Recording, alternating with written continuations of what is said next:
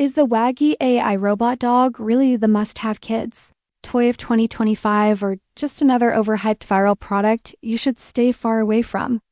Because everywhere I look, the ads show this Furby of 2025 wagging its tail, talking back to kids, reacting with emotions, and acting like a real robotic companion. But once I dug deeper, the reality became a lot more complicated. So in this review, I checked everything from the marketing promises to buyer feedback, website details, pricing changes, and what actually arrives when people place an order. And what I found were several red flags mixed with a few okay points that make this neither a clear scam nor a sure win. Because the ads appear extremely exaggerated compared to real customer experiences, with many buyers reporting that the robot's movements and voice responses are far simpler than the dramatic promo videos shown online. And one major concern is that Waggy is being sold across multiple unofficial-looking websites with totally different prices, branding, and claims with no clearly verified manufacturer behind the product, which already makes trust difficult, while reviews available online are shockingly limited,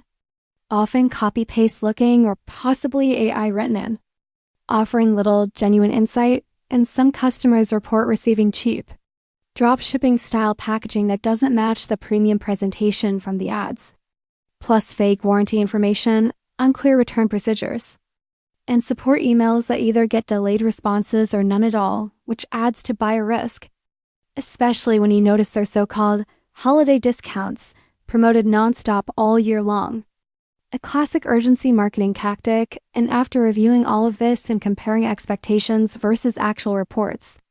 the result is mixed. Waggy seems to function as a basic interactive toy, but it doesn't consistently live up to its magical AI companion hype.